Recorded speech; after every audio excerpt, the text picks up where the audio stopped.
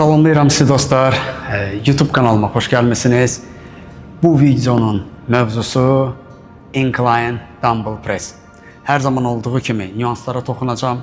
Mənə görə düzgün texnika necə olmalıdır, onu nümayiş etdirəcəm və videoda səhvlərə toxunacağım. İlk öncə hər zaman olduğu kimi birinci səhvləri göstərəcəm, sonra isə düzgün necə olmalıdır, onu nümayiş etdirəcəm. Bütün press hərəkətlərində məntiq demək olar ki, eynidir. Bundan qabaqki videolar bench pressdir və dumbbell pressdir videolarında nüanslara toxunmuşam. İstəyirseniz birinci o videolara baxın, sonra isə bu videoya keçid eləyin. Amma bu video müstəqil olsun deyə burada da həmən nüanslara və səhvlərə toxunacağam. İlk öncə onu deyim, bütün press hərəkətləri sinə inkişafından söhbət gedirsə, hər zaman sinə qabardılmalıdır, lapatkalar yığılmalıdır. Bu şərtdir. Yəni, göstərirəm, lapatkaları yığdıq, bu şəkildə skamyaya uzanırıq, sinəni qabardıq və dirsək çiyin nahiyəsində 90 dərəcə bucaq yox, 70 dərəcə bucaq edirik və maksimum çəkini aşağı salaraq, yəni sizin çiyin nahiyənizin sizə icazə verdiyi qədər. Əgər siz çəkini aşağı sala bilmirsinizsə, hər zaman bu videolarda bunu deyirəm, çiyininizi bərpa edin. Çiyinin mobilliyini və sağlamlığını mütləq bərpa edin. Qabartdıq və işlədik. Bu şəkildə işləmək lazımdır. Çəkini də axıra kimi sıxmırıq. İndi skamyayanı düzəldək. Demək, mənə görə ən effektiv iki bucaq bizim üçün yararlıdır. Daha doğrusu 30 dərəcə və 40 dərəcə bucaq, 45 dərəcə bucaqlar incline dumbbell press üçün daha yararlıdır. Mən 45 dərəcə bucaq altında olanı göstərəcəm. Deməli, birinci səhv nədir?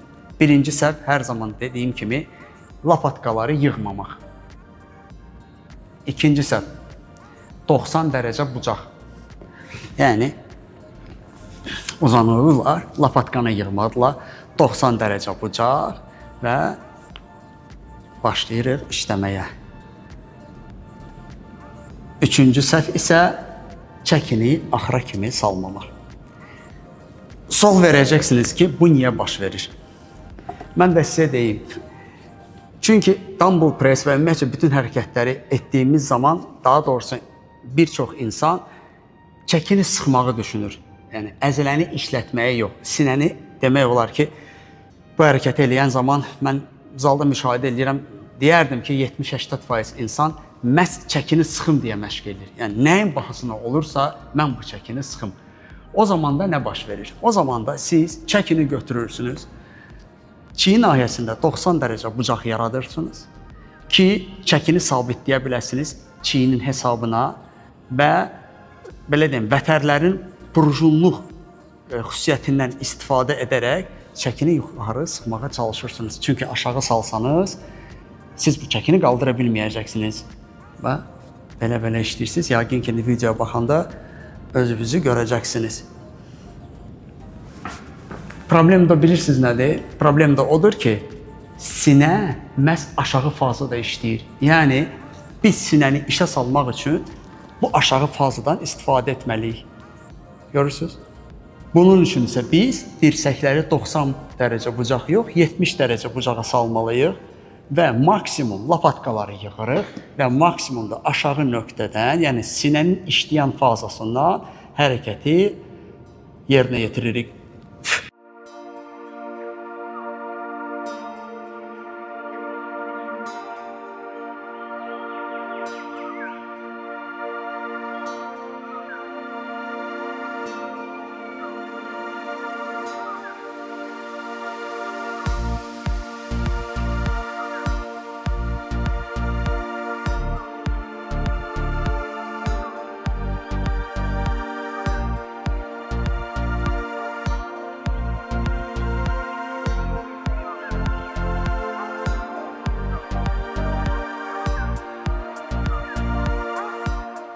Bodybuildingdə bir dənə qızılı qayda var. Kimin dindirsən, kimə bütün pronu da dindirsəniz, deyəcək ki, ideal texnika. Texnika, sonra isə çəki. Ona görə dostlar, bədənimizi sağlam tutaq, zədə almayaq, Mən də istəyirəm hər kəs inkişaf eləsin. İçimdən qarışıq. Bunları sizə izah etməyim, bölüşməyimin səbəbi odur ki, mənim elə özüm də səhv yoldan getmişəm. Yəni ağırlıq qaldırmağa çalışmışam, yersiz ağırlıq çox qaldırmışam ki, indi çiyinlərim bərbad gündədir. Bu videoları çəkməyim səbəbi odur ki, siz daha düzgün yolla irəli gedəsiniz və daha rahat inkişaf edəsiniz. Belə deyək, istədiyiniz formanı bədəni qırmadan, özünüzə ziyan vurmadan əldə edəsiniz. Əgər videonu bəyəndinizsə, zəhmət olmasa like qoyun. Suallarınız varsa, rəy bölməsində yazın. Kanalın sizə bir fayda daşıdığını düşünürsünüzsə, sizdən xahişim odur ki, kanala abunə olun. Hər zaman dediyim kimi, düzgün məşq edin, düzgün qidalanın və sağlam olun. Hər kəsə bol anabolizm.